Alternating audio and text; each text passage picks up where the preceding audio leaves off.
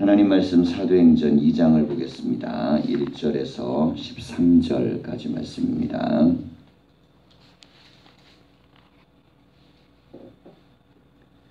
교독하겠습니다.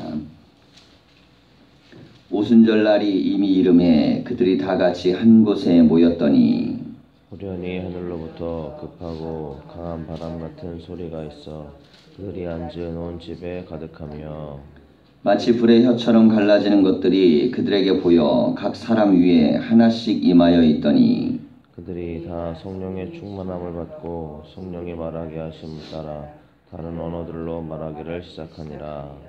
그때 경건한 유대인들이 천하 만국으로부터 와서 예루살렘에 머물러 있더니 이 소리가 나매 큰 무리가 모여 각각 자기의 방언으로 제자들이 말하는 것을 듣고 소동하여 다 놀라 신기하게 여겨 이르되 보라 이 말하는 사람들이 다 갈릴리 사람이 아니냐. 우리가 우리 각 사람이 난 곳 방언으로 듣게 되는 것이 어찌 됨이냐. 우리는 바데인과 메데인과 엘람인과 또 메소포타미아 유대와 갑바도기와 본도와 아시아 프르기아와 밤빌리아 애굽과 및 구레네에 가까운 리비아 여러 지방에 사는 사람들과 로마로부터 온 나그네 곧 유대인과 유대교에 들어온 사람들과 그레데인과 아라비아인들이라 우리가 다 우리의 각 언어로 하나님의 큰 일을 말함을 듣는도다 하고 다 놀라며 당황하여 서로 이르되 이 어찌 된 일이냐 하며 함께 읽겠습니다. 또 어떤 이들은 조롱하여 이르되 그들이 세술에 취하였다 하더라. 아멘. 인사하겠습니다. 말씀 안에 복된 하루가 되십시오. 사도행전 2장은 오순절 사건으로 유명한 장입니다. 그래서 성경에서 가장 많이 또 읽혀지고 또 인용되는 말씀인데요. 우리가 이제 1장 마지막 부분에서 보았던 것은 제자의 빈자리를 메꾸는 그래서 이 가룟 유다가 예수님을 배신하고 나간 자리를 메꾸기 위해서 마띠아를 이제 선출하고 그 사도에 대한 모든 것을 정리한 이후에 오순절 날이 되었을 때 비로소 이제 역사가 일어나는 장면입니다. 자, 이제 교회 안에 있어서 이루어져야 될 굉장히 중요한 이 성령의 역사에 대한 과정인데요. 먼저 십자가와 부활의 사건이 있었고 이 부활에 대한 증인들이 나타납니다. 그리고 증인들이 예수 그리스도의 승천을 목격하고 그리고 나서 이 승천 이후에 하나님 앞에 이제 모여서 일심으로 이제 기도하는 과정을 거치죠. 자, 이것은 신앙 고백이 분명한 사람들이 모여서 기도할 때에 그 기도 속에 하나님의 역사가 나타난다는 것입니다. 자, 그러니까 이 고백이라는 게 단순히 뭐 교회는 그렇잖아요. 사람들이 다 소망도 있고 또 자기 바람도 있고 기도의 제목을 다 가지고 있습니다. 교회 안에 이제 들어와 있는 많은 사람들이 이 소망과 소원을 이루기 위한 기도를 하는데요. 이제 교회가 어느 정도 예를 들면 모여가지고 개척도 하고 모여서 기도도 하고 믿음도 갖고 또 여러 가지 뭐 이렇게 성장에 대한 그런 이제 이유가 있겠지만 가장 근본적인 성장에 대한 요인은 성경 안에서는 그들 안에 부활 신앙이 분명히 존재하는가, 이게 굉장히 중요합니다. 이 부활에 대한 신앙이 분명히 존재하는가에 대한 여부는 사도신경을 교리로 교배하는 거하고 사도신경을 삶 속에서 믿어내는 건 다릅니다. 사도신경을 삶 속에서 믿어낸다는 것은 부활의 주님을 증거하는 교회가 될 때 이 부활의 확신을 갖고 또 부활은 예수 그리스도만이 첫 열매고 구원은 오직 예수에게만 있다는 이 믿음의 고백이 삶 속에서 분명히 이 고백되어지고 또 증거로 나타날 때 그때 교회는 무엇을 얻냐면 능력을 얻기 시작합니다. 그래서 그런 사람들이 모여드는 교회는 영적인 힘이 달라요. 그래서 교회도 가보면요. 힘이 없는 교회가 있고 힘이 있는 교회가 있습니다. 힘이 없는 교회에는 갈망과 소원은 있는데 그 안에 예수 그리스도에 대한 신앙의 고백이 분명하지 않아요. 분명히 사도신경은 함께 뭐 예배 시간에 외우고 그것을 예배 시간에 순서에 넣어놓는데 그들의 삶 속의 고백과 열매가 나타나지 않습니다. 자, 그런데 뭐 어쨌든 몇 명이 모여서 시작을 하더라도 그 교회가 그 영적인 힘을 받고 기도하고 전도하고 열매가 맺히는 교회는 각 사람 안에 무엇이 있냐면 부활에 대한 확신이 있습니다. 자, 이게 부활에 대한 확신이 얼마나 중요하냐면 교회 성장의 가장 중요한 근거예요. 자, 이건 이제 제자들 공동체도 마찬가지입니다. 제자들이 예수님의 수많은 기적을 봤어도 부활을 경험하지 않았을 때는 문제가 해결되지 않아요. 얼마나 높으냐 낮으냐, 누가 얼마나 더 드러날 거냐 아닐 거냐, 항상 이 문제 속에 갇혀갖고 결국 교회가 이게 앞으로 나아가지 못합니다. 예수님 공동체를 보면요, 부활 전과 부활 이후가 가장 큰 차이가 나는 것은 부활 전에도 그들은 예수님을 따라다닙니다. 그런데 능력의 역사들이 나타나질 않아요. 예를 들어가지고 이제 70인 파송할 때 예수님이 병 고치는 권세하고 귀신 쫓는 능력을 주셨는데요. 그때 잠깐 나타나지만 또 얼마 후에 변화산에서 내려왔을 땐 제자들이 그 능력도 또 이렇게 약해져가지고 별 능력이 나타나지 않습니다. 자, 그리고 제자들이 대단한 일을 했던 기록들이 성경 안에는 없어요. 이 제자들이 했던 일을 그들에게 좀 이렇게 미안한 표현이지만 한두 번의 사건 빼놓고는 전부 다 뒤치다거립니다. 예수님 앞에 사람들 오면 정리정돈 시켜주고, 올 수 있는 사람, 안 오는 사람 이렇게 가려주고, 오병이었던 사람들 자리에 앉혀갖고 빵 나눠주고, 이게 전부예요. 이 제자들은 예수님 그냥 따라다니면서 말씀 배우고, 그리고 예수님 앞에서 이제 일 처리하는 것들이 그 많은 복음서에 있어서 그들이 했던 주된 일입니다. 자, 그러니 예수님이 이제 부활 승천하신 이후에 제자들의 이 경험만으로는 사역을 감당할 수가 없는 거예요. 그들이 예수님 살아생전에 대단한 일들을 했었으면 그게 이제 그들의 능력으로 가는데, 자, 제자들에게 있어서 그런 경험들은 굉장히 미천합니다. 자, 그 상태에서 예수님이 뭘 약속하셨냐면 기다려라, 때를 기다려라, 그리고 기도하면서 기다려라 그랬어요. 하나님의 성령이 보내주시는 그 때를 기다리라 했을 때 이 때라는 것이 무엇이냐면 너희들은 똑같은 사람이라는 겁니다. 너희들은 과거나 현재나 미래나 똑같은 사람이에요. 그런데 너희 안에 성령이 오시면 너희들은 다른 능력이 나타날 것이라는 겁니다. 자, 그 단어가 뭐냐면 권능입니다. 자, 이게 권능이 들어오기 시작하면 그때부터 너희들은 다른 일을 행할 것이라는 거예요. 자, 실제로 이제 이 첫 출발이 되는 게 바로 이 오순절의 사건입니다. 자, 교회는요, 부흥하기 시작하면 그 전에 있던 사람이나 후에 있던 사람이나 사람은 똑같은데 그 안에 임하는 역사가 달라요. 그래서 권능이 나타납니다. 자, 근데 권능은요, 나타나 봐야 그때에서나 믿어져요. 그 전에는요, 이게 권능이 없는 교회는 그냥 열심히 삽니다. 열심히. 제자들도 얼마나 열심히 살았는지 몰라요. 새벽부터 밤까지 지치도록 살았어요. 교회에서. 그 예수님 얼마나 열심히 잘 따라다녔습니까? 근데 능력은 나타나질 않아요. 자, 교회도 마찬가지예요. 굉장히 열심히 합니다. 그런데 열매가 없어요. 따라다니기도 되게 열심히 하고 역할도 잘 감당하고 지치도록 하는데 그야말로 지치기만 하는 거예요. 이 제자들을 보면 지치기만 했죠. 그래서 겟세마네 마지막 기도에서도 지쳐 쓰러져 나갑니다. 자, 이 장면들을 보면 이 제자들은 분명히 예수님 곁에 있었지만 예수님의 능력이 그들에게 나타나지 않습니다. 자, 그럼 그 근거가 뭐냐? 이게 도대체 예수님이 성령 충만하셨는데, 그리고 예수님 곁에 있었는데, 그 분명한 분기점은 바로 부활입니다. 이 부활의 역사가 그들 안에 체험되느냐 안 되느냐가 결국에는 믿음의 수준을 결정하고 말았어요. 십자가 전까지 있었던 이 신앙 고백은요, 우리가 교회 안에서 누구나 다 가지고 있는 겁니다. 예수님 따르기를 원하고, 예수님 따라서 소원도 성취하기를 원하고, 또 기도도 좀 응답받기를 원하고, 자, 이런 마음들을 다 갖죠. 또 처음에 따라왔던 믿음이라면 끝까지 내가 따라야지, 이렇게 해서 또 신앙생활을 하고, 자, 그런데 그 안에 부활에 대한 믿음이 내 안에 역사가 일어나고 그것이 내 안에서 고백되어지는 그 과정을 거치지 못하면 죽을 때까지 그냥 그렇게 하다 죽습니다. 신앙생활이라는 게 별 그다지 큰 능력이나 은혜도 경험하지 못하고 그 자리에 머물러 버려요. 자, 반면에 이 부활의 은혜가 들어온 사람들에겐요, 몇 명이 모여도 그 다음부터 다른 역사가 일어납니다. 기도도 좀 내용이 달라지고, 그리고 이 전도하는 힘이 달라집니다. 이 부활의 능력이 확실한 교회는요, 전도의 능력이 생겨요. 자, 제자들을 보면요, 이 부활의 능력을 경험하고 나서는 어느 정도로 강해지냐면, 이 돌 맞아 죽으면서도 그들이 죽음 앞에서도 굴하지 않고 그리스도를 증거합니다. 자, 보면 이 제자들 전부가 사도들까지도 예수님 마지막 십자가에서 다 도망가고 숨었던 사람들입니다. 부활을 경험하기 전까지는 여인들이 와서 전해주기 전까지도 숨어있던 사람들입니다. 이게 죽음을 두려워했던 사람들이죠. 근데 그들이 부활을 경험하고 나서는 공개 처형을 당하는 그 자리에서도 이 대표적으로 사도도 아닌 스데반이 이 집사잖아요. 그러니 이 집사의 믿음도 위대한데 사실은 뭐 야고보 칼 맞아 죽는 사건부터 시작해서 그 이후의 사도들을 보면 대부분 이제 순교를 당합니다. 근데 그들이 죽음을 두려워하잖아요. 자, 이게 부활이 들어오니까 전도에 대한 이 삶의 모습이 달라지기 시작합니다. 자, 무슨 뜻이냐면 목숨을 내놓고 전도했다는 거예요.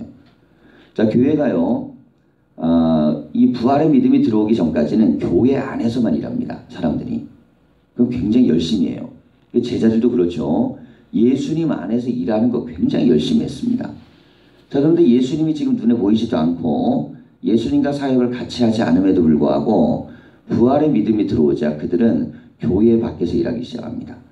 자, 그래서 예루살렘 온 유다와 사마리아 땅끝까지 그들이 교회를 뛰어넘어서 나가기 시작해요. 근데 목숨을 걸고 나갑니다. 그리고 생명을 버리면서 나가요. 자, 무엇이 생기기 시작했냐면 전도하는 믿음이 생기기 시작합니다. 자, 이건 뭐 이렇게 가르쳐 갖고 되는 게 아니고요. 부활의 믿음이 들어오면 저절로 그들에게 나타나는 역사입니다. 자, 그래서 교회는 왜 부흥하는가? 교회는 부활의 믿음이 들어간 사람들을 통해서 교회가 부흥합니다. 자, 이게 우리가 이게 얼마나 중요한 교회인지 몰라요. 그래서 교회는 이 기도를 많이 해야 됩니다. 정말 하나님의 역사가 부활의 고백이 개인들에게 다 임할 수 있도록. 자, 이것이 임하기 시작하고 그 다음에 이제 뭐가 되냐면 기도하기 시작할 때 성령을 체험합니다. 자, 이게 성령을 체험한 이들을 통해 나타나는 것은 부활의 주님을 증거하기 시작하는 거예요. 자, 누구를 만나든 어느 곳에 가든 예수님을 증거하는 믿음이 이제 시작됩니다. 자, 오순절날이 이제 성령을 받는 날이 되는데요. 우리가 아는 것처럼 이 오순이라는 건 이제 50이죠. 그래서 예수님이 이제 고난을 당하는 6월절 이후에 한 50일 정도이기 때문에 부활하시고 나서 한 10일 정도 이 기간 동안 이제 전심으로 기도한 겁니다. 기도하는 동안에 그들이 이곳에서 하나님의 성령의 역사를 체험해요. 자, 교회 안에 들어가 보면 교회는요, 어쨌든 간에 교회가 존재하는 목적은 하나님 나라를 확정하고 영혼을 구원하는 것입니다. 자, 그럼 마귀가 존재하는 목적도 하나님 나라 확정을 막고 교회의 부흥을 막는 겁니다. 이건 아주 분명하게 본질적인 것이에요. 자, 우리가 이 선에 대해서 분명하게 교회가 그 개념을 정확하게 인정할 때 그때부터는 영적인 전쟁이 돼요. 자, 그런데 교회의 목적을 이렇게 정하지 않으면 그때부터는 교회는 다른 길을 선택할 수 있습니다. 자, 교회가 하나님 나라를 확장하고 영혼을 구원하는 걸 이걸 교회의 본질적 목적으로 세우면 그때부터는 마귀와의 싸움을 해야 됩니다. 자, 그래서 모든 부흥하지 못하게 만드는 요인이 악한 것이며 부흥을 가로막고 있는 모든 요인이 하나님이 기뻐하지 않는 것이라는 방식을 가지고 접근하기 시작하면 교회 안에서든 한 개인에게서든 세상 속에서든 하나님 나라를 확장하는 걸 막고 있는 요인들이 이게 보이기 시작합니다. 아, 이것이 절대로 하나님이 선하게 보이는 것이 아니구나. 자, 근데 우리는 대부분요, 마귀는 절대로 무서운 모습으로나 그리고 악한 모습으로 나타나지 않습니다. 선악과를 따먹을 때 뱀이 간교하다 그랬잖아요. 자, 이게 이제 성경의 기록에선 간교한 것이지만 사람이 보기에는 지혜롭게 할 만도 한 거예요. 정말 대단하게 이 명철하게 할 만한 겁니다. 그러니까 여인에게 와가지고 뱀이 얘기할 때 여러분 사기꾼이 사기칠 때 처음부터 사기꾼인 거 알면 아무도 안 당하죠. 당하고 나서 사기꾼은 알아요. 그 전까지는 신뢰할 만한 겁니다. 자, 그러니까 마귀는 어떻게 다가오냐면 신뢰할 만하게 다가와요. 자, 그래서 이렇게 믿게 만듭니다. 야, 너 저 사람을 봐. 저 사람은 교회의 목적이 꼭 부흥이 아니라고 얘기하잖아. 저 훌륭하고 대단한 사람을 봐. 그 사람은 정말 훌륭하고 대단하게 살아가는데 교회가 꼭 이렇게 성장하고 부흥해야 되는 게 교회의 본질이 아니라고 얘기하잖아. 자, 그러니까 우리에게 보여지는 것들은요, 교회의 부흥과 하나님 나라가 꼭 교회의 본질이 아닌 것처럼 그렇게 넉넉하고 합리적이고 그리고 그것이 우리에게 좋아 보이도록 우리에게 접근합니다. 절대로 교회 부흥이 안 되는 게 악마적이라는 생각으로 접근하지 않아요. 자, 그래서 교회들은요, 거기에서 대부분 무너집니다. 자, 많은 교회들이 왜 교회가 앞을 향해 나가지 못하고 부흥이 안 되고 성장이 안 되느냐. 자, 여러 가지 이유가 있을 수 있죠. 뭐 그 교회에 역량이 있을 수도 있고요. 환경이 있을 수도 있고 있을 수 있습니다. 근데 가장 중요한 본질적인 건 뭐냐면 교회의 존립에 대한 목적에 대한 고백의 문제예요. 고백이 정말 있느냐? 이게 핵심입니다. 그 존립 목적에 대한 고백이 분명하지 않으면 그게 정말 영혼과 마음속에 분명하지 않으면 교회는 절대로 부흥하지 않습니다. 자, 안 그래도 역량도 작은데 고백마저 없어요? 그런 교회는 절대로 부흥하지 않습니다.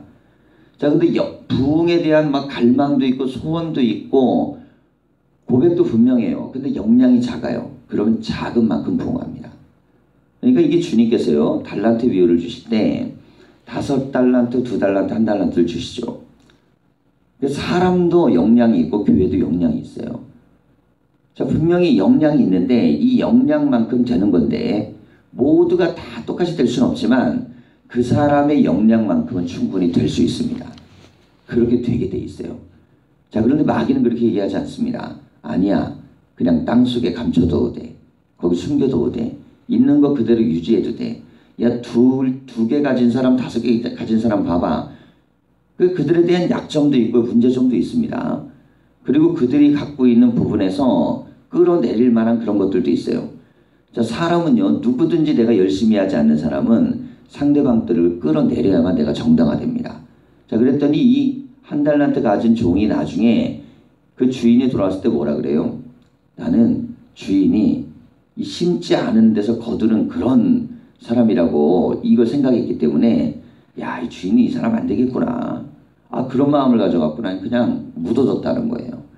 결국에는 주인의 마음조차도 왜곡되게 부정적으로 얘기합니다.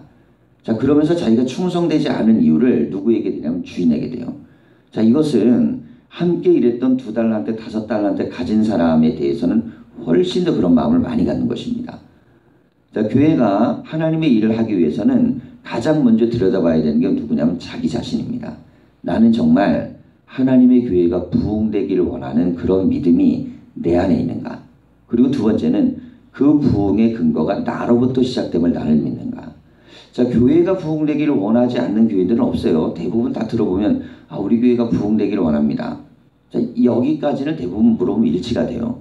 그런데 이제 두 번째 질문에 걸립니다. 무엇이냐면 당신을 통해서 부흥되기를 원합니까? 라고 물을 땐 여기서는 멈칫합니다.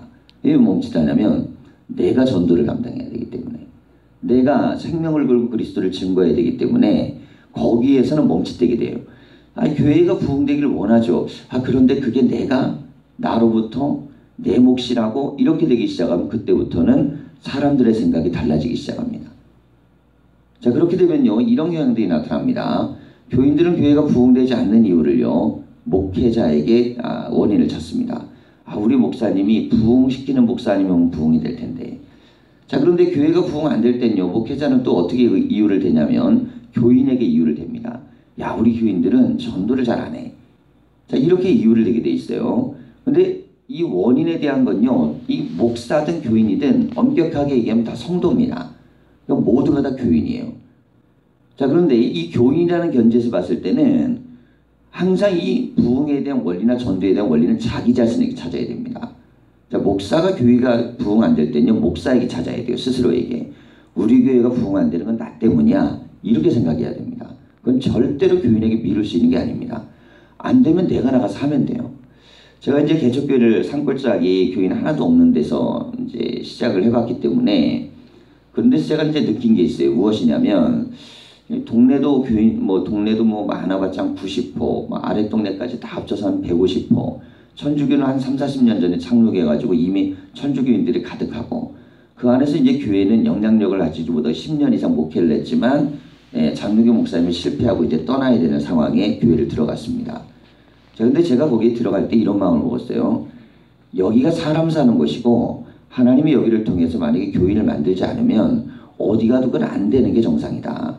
시골이든 도시든 사람은 똑같이 사람이고 복음은 똑같이 복음이고 능력은 똑같이 나타나는 것인데, 만약에 이거 얼마나 많이 사느냐로 부흥이 되는 것으로 결정된다면 조금 사는 동네는 교회를 세우면 안 되죠. 근데 사람이 얼마나 있든 없든 상관없습니다.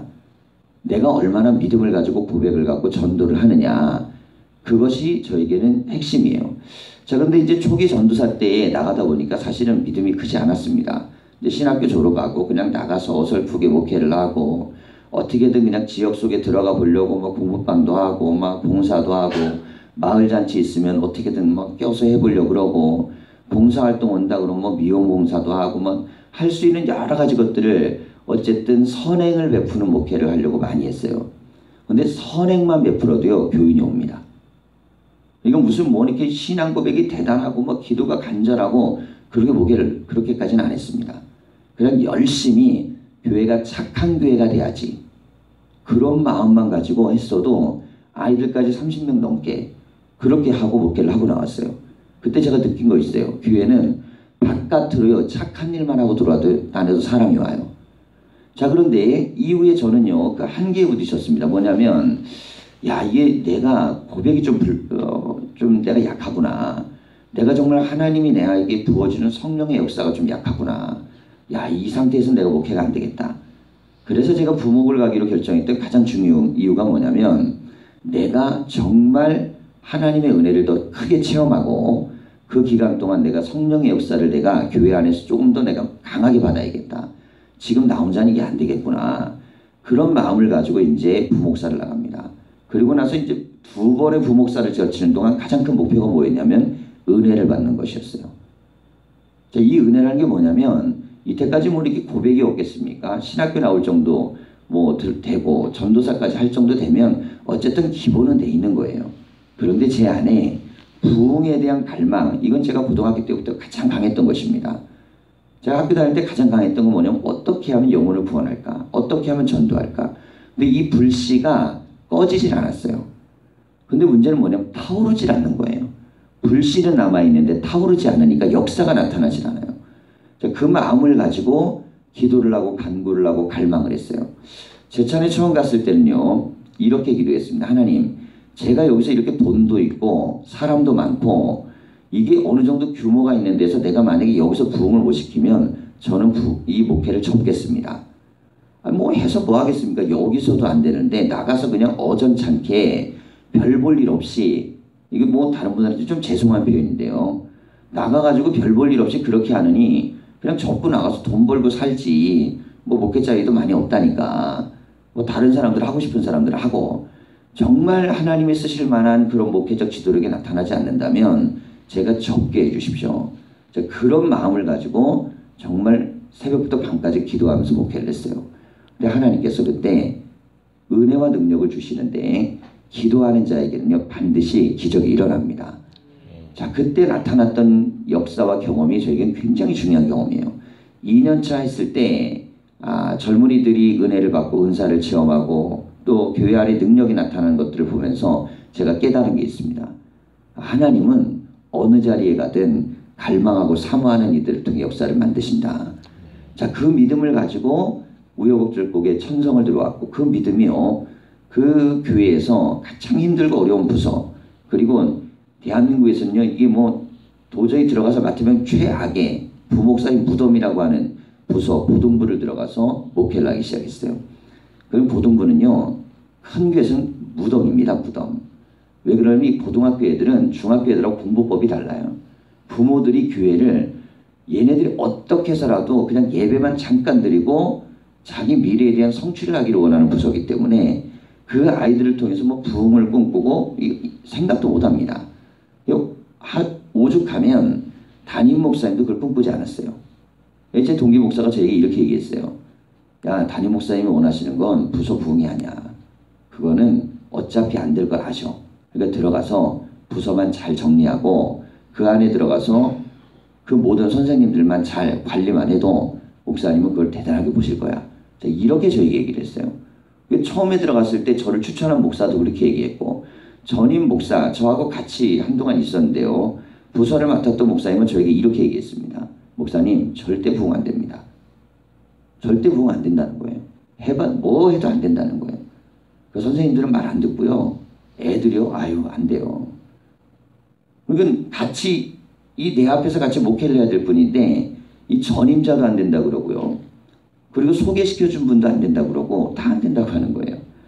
그래서 선생님들을 만났어요. 만나갖고 이 부서를 부흥시켰다고. 그때 선생님들이 그렇게 얘기하는 거예요. 안 된다고. 우리 부서는 안 된다는 거예요. 얼마 안 있으면 어차피 교구로 가실 거니까 안 된다는 거예요. 제가 거기서 느낀 게 있습니다. 무엇이냐면 다 안 된다고 믿고 있구나. 해야 된다고 얘기하면서 실제로 만나보면 안 된다 그래요. 전부 다 기도할 때는 부흥시켜달라고 얘기하는데 안 믿어요. 되지 않을 걸 확실히 믿습니다. 하물며 안 되기를 바라는 사람들도 있습니다. 그때 느꼈어요. 교인들이 절대로 부흥을 바라는 게 아니구나. 목사들 절대 부흥을 바라는 게 아니구나. 여러분 우리 안에 진짜 부흥을 원한다면 겉과 속이 똑같아야 돼요. 겉도 부흥을 원하고 속도 부흥을 원해야 됩니다. 하나님이 정말 교회의 역사를 원한다면 내 안에 고백이 분명해야 돼요. 나를 통해서 하나님이 역사한다는 믿음이 있어야 돼요. 그게 있어야만 나를 통해서 교회이 부흥하는 거죠. 딴 사람 아닙니다. 자, 부서에 들어가고요. 제가 여기 부서는 부흥할 겁니다. 선생님들 절반 이상이 비웃었습니다. 그런 얘기 안 한 사람이 아무도 없다는 거예요. 그런 얘기 다 했다는 거예요. 온 목사님들이 처음에 한 얘기가 다 그거라는 거예요. 근데 아무도 안 지켰다는 거예요. 제가 그래서 이런 생각을 했어요. 교인들이 목사를 믿지 않는구나. 왜 안 믿냐면 목사가 똑같은 말을 하는데 그걸 못 해냈으니까. 목사가요 말을 하고 못 해내면 교인들은 목사를 절대 믿지 않습니다. 그런 교회는요 절대 좋아지지 않습니다. 저는요 이런 안타까움이 있어요. 큰 교회가요 교육부가 다 무너진 교회가 어마어마하게 많습니다. 왜 그러냐면 큰 교회니까 사람들이 모여드는 거예요. 그리고 정착하고 살아갑니다. 그 부모 자식만 데리고 가도 그 교회는요 그냥 얼마든지 유지가 돼요. 그거 관리하는 데만 해도 부목사 사용할 수 있고 전도사 쓰고 합니다. 그런데 비율적으로 보면 작은 교회는 예를 들면 한 명이 개척해서 애들이 10명, 20명, 50명도 올라가는데 큰 교회는 그 부모로 나온 자식 빼놓고는요 교회가 전도가 되질 않아요. 전도할 필요도 안 느끼고 의미도 느끼지 않습니다. 한국 교회가 어마어마하게 심각한 거죠. 큰 교회는 교육이 무너져 버리고 작은 교회는 아예 그걸 할 수 있는 능력이 없어요. 자, 이것이 왜 그런가? 다음 세대를 향한 성령의 역사를 보십시오. 하나님의 역사가 세계와 열방을 향한 다음 세대를 위한 도전입니다. 이게 2000년을 흘러왔어요. 자, 교회가 살려면 하나님의 교회를 본질적으로 부흥시키기를 원한다는 믿음이 있어야 됩니다. 자, 그 믿음은요, 내 눈에 보이는 사람들과의 관계를 생각하면 안 돼요. 내 눈앞에 보이는 사람, 나와 관계된 사람, 그 사람들은 부흥에 대한 믿음 없이도 열심히 하던데요. 그럼 그것은 그 사람이 그렇게 믿은 것이고 우리는 우리의 삶의 자리에서 하나님이 나를 통해 역사함을 믿어야 됩니다. 그럴 때 비로소 그때부터 교회는 역사가 일어나요. 언제부터냐? 부활의 신앙이 분명하고 그리고 성령을 체험할 때입니다. 그때 교회는 일어나고 역사가 일어납니다. 그렇게 되는 교회는요 기도가 달라집니다. 자, 오순절의 기도를 보십시오. 부활을 체험하고 나니까요 열흘 동안 그들이 흐트름 없이 기도하면서 하나님의 은혜를 기다려 아마 100일을 하라 그래도 했을 겁니다. 그러니까 주님께서 빨리 역사를 하신 거예요. 그리고 능력이 나타나자 그들은 곧바로 그 성령으로 말미암아 기적의 역사를 일으키죠. 성전 미문에서 제사장들이 예수를 죽였는데 그 자리에서 안전뱅이를 일으킵니다. 그리고 교회는 하루아침에 수천 명을 변화시키는 능력의 교회가 돼요. 자, 교회가 은혜를 받으려면 이처럼 교회의 존립의 목적, 곧 땅끝까지 이르러 복음을 증거하라는 사명적 교회로 교회가 바뀌어야 됩니다. 자, 그거는 목사만 갖고 있어야 되는 게 아니에요. 그 모든 교인이 함께 가져야 될 것들입니다. 그래서 오늘 말씀 보면 사도들만 그 기도를 한 게 아닙니다. 모든 모여있는 여인들 그리고 모든 예수를 따랐던 무리들 이들이 다 같이 한 마음으로 성령 받기를 기도했고 그랬을 때 역사가 나타났어요. 자, 오늘도 우리가 하나님 앞에 예배합니다. 성령 공동체가 되는 예배, 사명 공동체가 되는 예배를 위해 우리가 기도하셔야 돼요. 그래야만 예배를 통해 믿음이 들어가고 믿음이 들어가 교회는 일하기 시작하고 그래야만 역사가 일어납니다. 그 사람이 내가 되게 해달라는 사람이 많아지는 교회는요 기적이 일어나게 돼 있어요. 오늘 우리의 하루가 이런 복된 하루가 다 되시기를 간절히 축원합니다. 기도하겠습니다.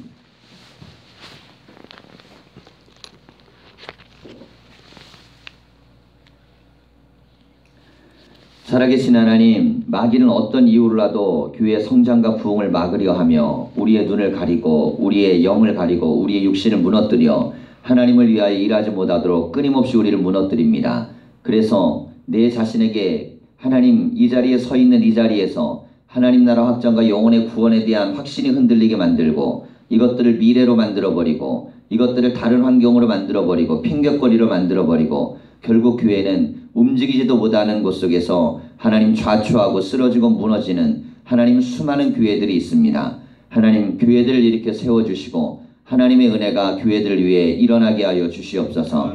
하나님 은혜교회가 그 시작을 알릴 수 있는 이 호남 지역의 능력의 재단이 될 수 있도록 우리 자신을 써주시고 부활의 믿음이 우리 가운데 들어오게 하여 주시옵소서.